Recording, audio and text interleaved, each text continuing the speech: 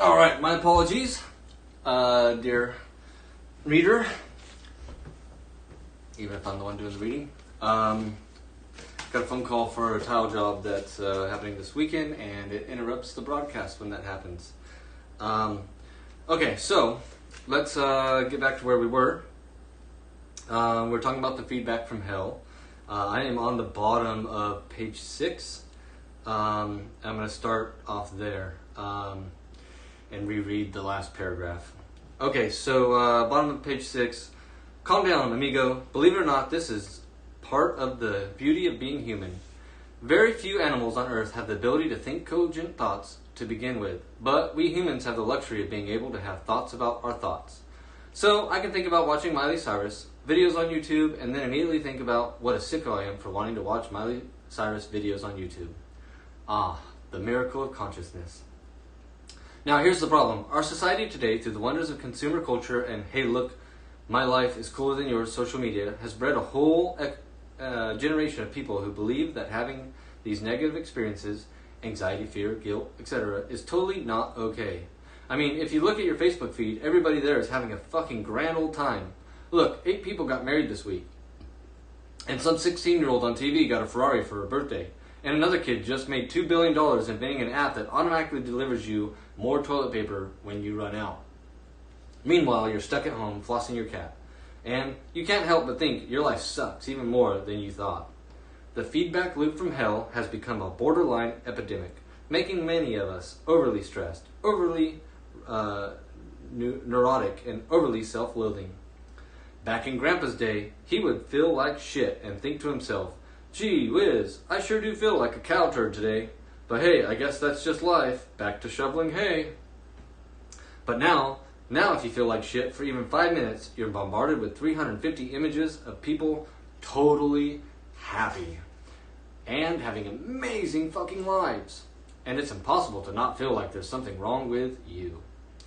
It's this last part that gets us into trouble. We feel bad about feeling bad. We feel guilty for feeling guilty. We get angry about getting angry. We get anxious about feeling anxious. What is wrong with me? This is why not giving a fuck is so key. This is why it's going to save the world. And it's going to save it by accepting that the world is totally fucked and that's alright. Because it's always been that way and always will be. By not giving a fuck that you feel bad, you short-circuit the feedback loop from hell. You say to yourself, I feel like shit, but who gives a fuck? And then, as if sprinkled by magic fuck-giving fairy dust, you stop hating yourself for feeling so bad. George Orwell said that to see what's in front of one's nose requires a constant struggle.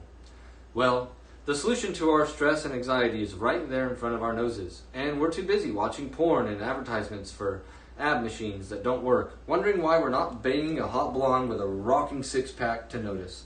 We joke online about first world problems, but we really have become victims of our own success. Stress-related health issues, anxiety disorders, and cases of depression have skyrocketed over the past 30 years, despite the fact that everyone has a flat-screen TV and can have their groceries delivered. Our crisis is no longer material. It's existential. It's spiritual. We have so much fucking stuff and so many opportunities that we don't even know what to give a fuck about anymore.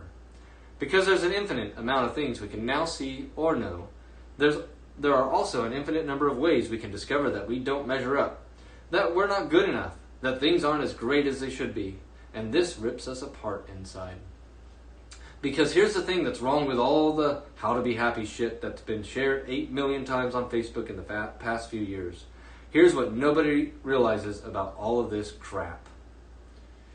The desire for more positive experience is itself a negative experience. And, paradoxically, the acceptance of one's negative experience is itself a positive experience. I'm going to go ahead and take the liberty to reread that. It's in bold and called out.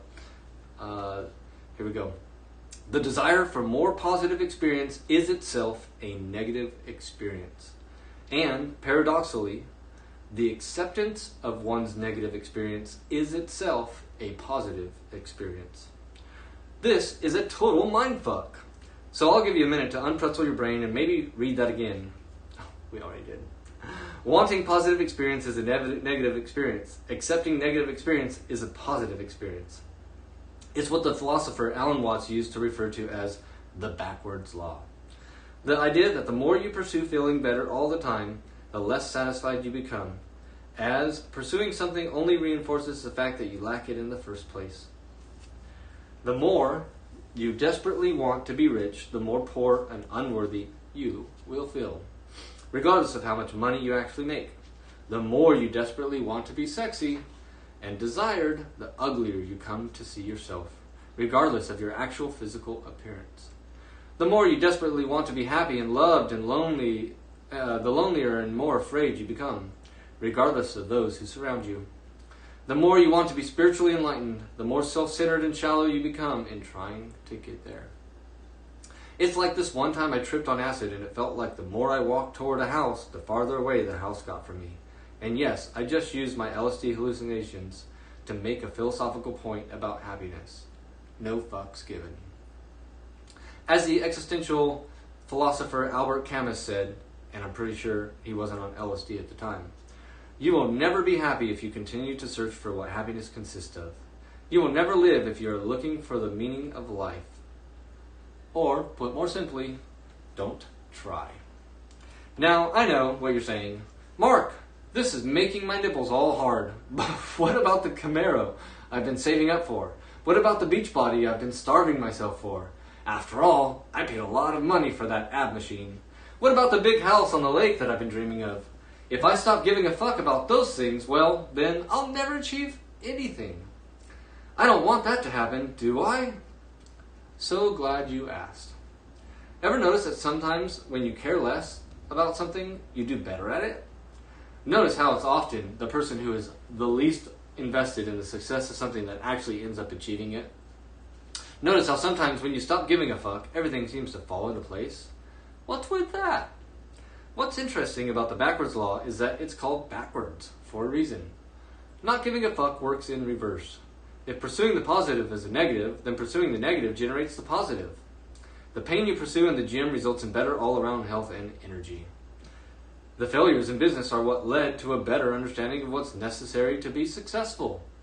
Being open with your insecurities, paradoxically, makes you more confident and charismatic around others. The pain of honest confrontation is what generates the greatest trust and respect in your relationship. Suffering through your fears and anxieties is what allows you to build courage and perseverance. Seriously, I could keep going, but you get the point. Everything worthwhile in life is won through some surmounting... sorry, I threw an extra word in there. Everything worthwhile in life is won through surmounting the associated negative experience. Any attempt to escape the negative, to avoid it or quash it or silence it, only backfires. The avoidance of suffering is a form of suffering. The avoidance of struggle is a struggle. The denial of failure is a failure. Hiding what is shameful is itself a form of shame.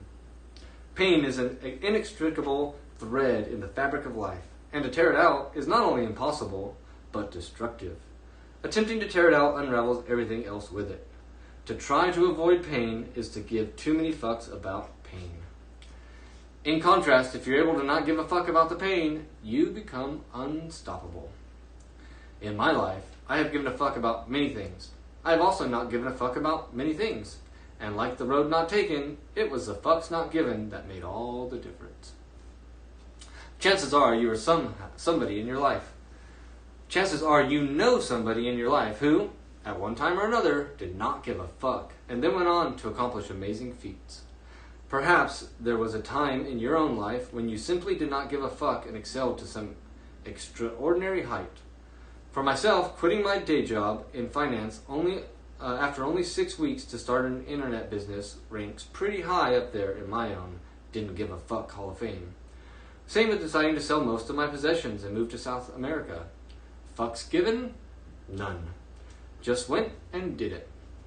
These moments of non-fuckery are the moments that most define our lives. The major switch in careers, the spontaneous choice to drop out of college and join a rock band, the decision to finally dump that deadbeat boyfriend whom you caught wearing your pantyhose a few too many times. To not give a fuck is to stare down life's most terrifying and difficult challenges and still take action. While not giving a fuck may seem simple on the surface, it's a whole new bag of burritos under the hood. I don't even know what that sentence means, but I don't give a fuck. A bag of burritos sounds awesome, so let's just go with it. Most of us struggle throughout our lives by giving too many fucks in a situation where fucks do not deserve to be given. We give too many fucks about the rude gas station attendant who gave us our change in nickels. We give too many fucks when a show we liked was canceled on TV. We give too many fucks when our coworkers don't bother asking us about our awesome weekend. Meanwhile, our credit cards are maxed out, our dog hates us, and Junior is snorting meth in the bathroom. Yet, we're getting pissed off about nickels and everybody loves Raymond. Look, this is how it works. You're going to die one day. I know, that's kind of obvious, but I just wanted to remind you in case you've forgotten. You and everyone you know are going to be dead soon. And in the short amount of time between here and there, you have a limited amount of fucks to give. Hello. Hey. Sorry to bother you. Yeah, you were here before. I'm actually in the middle of recording a video. I'm not able to help right now, man. Okay. Have a good one, though. Thanks. All right, no interruption. More interruptions, but no fucks given. Here we go. Where were we? You're going to die one day. Let's just start at the top of paragraph, technically paragraph 2 on page 13. Look, this is how it works. You're going to die one day. I know that's kind of obvious, but I just wanted to remind you in case you'd forgotten. You and everyone you know are going to be dead soon. And in the short amount of time between here and there, you have a limited amount of fucks to give. Very few, in fact. And if you go around giving a fuck about everything and everyone without conscious thought or choice, well, then you're going to get fucked. There is a subtle art to not giving a fuck. And though the concept may sound ridiculous, and I may sound like an asshole, what I'm talking about here is essentially learning how to focus and prioritize your thoughts effectively. How to pick and choose what matters to you and what does not matter to you based on finely honed personal values. This is incredibly difficult. It takes a lifetime of practice and discipline to achieve, and you will regularly fail, but it is perhaps the most worthy struggle one can undertake in one's life. It is perhaps the only struggle in one's life. Because when you give too many fucks, when you give a fuck about everyone and everything, you will feel that you're perpetually entitled to be comfortable and happy at all times. That everything is supposed to be just exactly the fucking way you want it to be. This is a sickness, and it will eat you alive. You will see every adversity as an injustice, every challenge as a failure, every inconvenience as a personal slight, every disagreement as a betrayal. You will be confined to your own petty, school-sized hell, burning with entitlement and bluster, running circles around your very own personal feedback loop from hell, in constant motion, yet arriving nowhere. The subtle art of not giving a fuck. When most people envision giving no fucks whatsoever, they imagine a kind of serene indifference to everything, a calm that weathers all storms. They imagine aspire to be a person who is shaken by nothing and caves in to no one. There's a name for a person who finds no emotion or meaning in anything: a psychopath. Why you would want to emulate a psychopath, I have no fucking clue. So, what does not giving a fuck mean? Let's look at 3 subtleties that should help clarify the matter. Subtlety number 1. Not giving a fuck does not mean being indifferent. It means being comfortable with being different. Let's be clear, there's absolutely nothing admirable or confident about indifference. People who are indifferent are lame and scared. They're couch potatoes and intolerant trolls. In fact, indifferent people often attempt to be indifferent because in reality they give way too many fucks. They give a fuck about what everyone thinks of their hair, so they never bother washing or combing it. They give a fuck about what everyone thinks of their ideas, so they hide behind sarcasm and self-righteous snark. They're afraid to let anyone get close to them, so they imagine themselves as some special, unique snowflake who has problems that nobody else would ever understand. Indifferent people are afraid of what the world and the repercussions of their own choices. Indifferent people are afraid of the world and the repercussions of their own choices. That's why they don't make any meaningful choices. They hide in a gray, emotionless pit of their own making, self-absorbed and self-pitying, perpetually distracting themselves from this unfortunate thing demanding their time and energy called life. Because here's the sneaky truth about life. There's no such thing as not giving a fuck. You must give a fuck about something. It's part of our biology to always care about something and therefore to always give a fuck. The question then is, what do we give a fuck about? What are we choosing to give a fuck about? And how can we not give a fuck about what ultimately does not matter? My mother was recently screwed out of a large chunk of money by a close friend of hers. Had I been indifferent, I would have shrugged my shoulders, sipped my mocha, and downloaded another season of The Wire. Sorry, Mom. But instead, I was indignant. I was pissed off. I said, "No, screw that, Mom. We're going to lawyer the fuck up and go after this asshole." Why? Because I don't give a fuck. I will ruin this guy's life if I have to. This illustrates the first subtlety of not giving a fuck. When we say, "Damn, watch out, Mark Manson, just don't give a fuck," we don't mean that Mark Manson doesn't care about anything. On the contrary, we mean that Mark Manson doesn't care about adversity in the face of his goals. He doesn't care about pissing some people off to do what he feels is right or important or noble. We mean that Mark Manson is the type of guy who would write about himself in third person just because he thought it was the right thing to do. He just doesn't give a fuck. This is what is so admirable. No, not me, dumbass. The overcoming adversity stuff. The willingness to be different, an outcast, a pariah, all for the sake of one's own values. The willingness to stare failure in the face and shove your middle finger back at it. The people who don't give a fuck about adversity or failure or embarrassing themselves or shitting the bed a few times. The people who just laugh and then do what they believe in anyways. Because they know it's right. They know it's more important than they are. More important than their own feelings and their own pride and their own ego. They say, fuck it. Not to everything in life, but rather to everything unimportant in life. They reserve their fucks for what truly matters. Friends, family, purpose, burritos, and an occasional lawsuit or two. And because of that, because they reserve their fucks for only the big things that matter, people give a fuck about them in return. Because here's another sneaky little truth about life. You can't be an important and life-changing presence for some people without also being a joke and an embarrassment to others. You just can't. Because there's no such thing as a lack of adversity. It doesn't exist. The old saying goes that no matter where you go, there you are. Well, the same is true for adversity and failure. No matter where you go, there's a 500-pound load of shit waiting for you. And that's perfectly fine.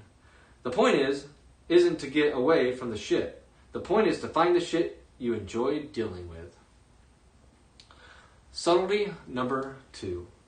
To not give a fuck about adversity, you must first give a fuck about something more important than adversity. We'll go ahead and take a second to get some water.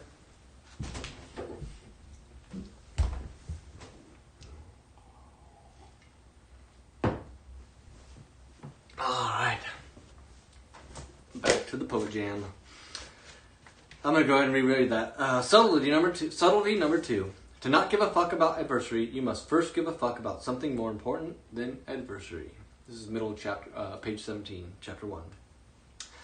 Imagine you're at a grocery store and you watch an elderly lady scream at the cashier, berating him for not accepting her 30-cent coupon. Why does this lady give a fuck? It's just 30 cents. I'll tell you why. That lady probably doesn't have anything better to do with her days than to sit at home cutting out coupons. She's old and lonely. Her kids are dickheads and never visit. She hasn't had sex in over 30 years. She can't fart without extreme lower back pain. Her pension is on its last legs, and she's probably going to die in a diaper thinking she's in Candyland. So she snips coupons. That's all she's got. It's her and her damn coupons. It's all she can give a fuck about, because there's nothing else to give a fuck about. And so when that pimply-faced 17-year-old cashier refuses to accept one of them, when he defends his cash register's purity the way knights used to defend maidens' virginity, you can bet Granny is going to erupt. 80 years of fucks will rain down all at once like a fiery hailstorm of back in my day and people used to show more respect stories. The problem with people who hand out fucks like ice cream at a goddamn summer camp is that they don't have anything more fuckworthy to dedicate their fucks to. If you find yourself consistently giving too many fucks about trivial shit that bothers you, your ex-boyfriend's new Facebook picture, how quickly the batteries die in the TV remote, missing out on yet another 2-for-1 sale on hand sanitizers, chances are you don't have much going on in your life to give a legitimate fuck about. And that's your real problem. Not the hand sanitizer, not the TV remote. I once heard an artist say that when a person has no problems, the mind automatically finds a way to invent some. I think what most people, especially educated, pampered, middle-class white people, consider life problems are really just side effects of not having anything more important to worry about. It then follows that finding something important and meaningful in your life is perhaps the most productive use of your time and energy. Because if you don't find that meaningful something, your fucks will be given to meaningless and frivolous causes. Subtlety number 3. Whether you realize it or not, you are always choosing what to give a fuck about. People aren't just born not giving a fuck. In fact, we're born giving way too many fucks. Ever watch a kid cry his eyes out because his hat is the wrong shade of blue? Exactly. Fuck that kid. When you're young, everything is new and exciting, and everything seems to matter so much. Therefore, we give tons of fucks. We give a fuck about everything and everyone, about what people are saying about us, about whether that cute boy or girl called us back or not, about whether our socks match or not, or what color our birthday balloon is. As we get older, with the benefit of experience and having seen so much time slip by, we begin to notice that most of these sorts of things have little lasting impact on our lives. Those people whose opinions we cared about so much before are no longer present in our lives. Rejections that were painful in the moment have actually worked out for the best. We realize how little attention people pay to the superficial details about us, and we choose not to obsess so much over them. Essentially, we become more selective about the fucks we're willing to give. This is something called maturity. It's nice. You should try it sometime. Maturity is what happens when one learns to only give a fuck about what's truly fuckworthy. As Bunk Moreland said to his partner, Detective McNulty in The Wire, which, fuck you, I still downloaded. That's what you get for giving a fuck when it wasn't your turn to give a fuck. Then, as we grow older and enter middle age, something else begins to change. Our energy level drops. Our identity solidifies. We know who we are and we accept ourselves, including some of the parts we aren't thrilled about. And, in a strange way, this is liberating. We no longer need to give a fuck about everything life is. Life is just what it is. We accept it, warts and all. We realize that we're never going to cure cancer, or go to the moon, or fill Jennifer Aniston's tits. And that's okay. Life goes on. We now reserve our ever-dwindling fucks for the most truly fuckworthy parts of our lives. Our families, our best friends, our golf swing. And to our astonishment, this is enough. This simplification actually makes us really fucking happy on a consistent basis. And we start to think, maybe that crazy alcoholic Bukowski was onto something. Don't try. So, Mark, what the fuck is the point of this book anyways? This book will help you think a little bit more clearly about what you're choosing to find important in life and what you're choosing to find unimportant. I believe that today we're facing a psychological epidemic, one in which people no longer realize it's okay for things to suck sometimes. I know that sounds intellectually lazy on the surface, but I promise you, it's a life or death sort of issue. Because when we believe that it's not okay for things to suck sometimes, then we unconsciously start blaming ourselves. We start to feel as though something is inherently wrong with us, which drives us to all sorts of overcompensation, like buying 40 pairs of shoes, or downing Xanax with a vodka chaser on a Tuesday night, or shooting up a school bus full of kids. This belief that it's not okay to be inadequate sometimes is the source of growing feedback loop from hell that is coming to dominate our culture. The idea of not giving a fuck is a simple way of reorienting our expectations for life and choosing what is important and what is not. Developing this ability leads to something I like to think of as a kind of practical enlightenment. No, not that airy-fairy, eternal bliss, end of all suffering, bullshitty kind of enlightenment. On the contrary, I see practical enlightenment as becoming comfortable with the idea that some suffering is always inevitable. That no matter what you do, life is comprised of failures, loss, regrets, and even death. Because once you become uncomfortable with all the shit that life throws at you, and it will throw a lot of shit, trust me, you become invincible to a sort of low-level spiritual way. You become invincible in a sort of low-level spiritual way. After all, the only way to overcome pain is to first learn how to bear it. This book doesn't give a fuck about alleviating your problems or your pain, and that is precisely why you will know it's being honest. This book is not some guide to greatness. It couldn't be, because greatness is merely an illusion in our minds, a made-up destination that we obligate ourselves to pursue, our own psychological Atlantis. Instead, this book will turn your pain into a tool, your trauma into power, and your problems into a slightly better problems. That is real progress. Think of it as a guide to suffering and how to do it better, more meaningfully, with more compassion and more humility. It's a book about moving lightly despite your heavy burdens, resting easier with your greatest fears, laughing at your tears as you cry them. This book will not teach you how to gain or achieve, but rather how to lose and let go. It will teach you to take inventory of your life and scrub out all but the most important items. It will teach you to close your eyes and trust that you can fall backwards and still be okay. It will teach you to give fewer fucks. It will teach you to not try. Alright, well that was the end of chapter 1. The Subtle Art of Not Giving a Fuck. I have not read this book. It's been on my nightstand for many months. It's been in my dresser for many months. Hell, I even took it to a couple music festivals. I think I took it to SOAK, Portland Regional Burning Man, a whole year ago, maybe 2. So I've definitely been meaning to read it, and that first chapter, that was fucking great.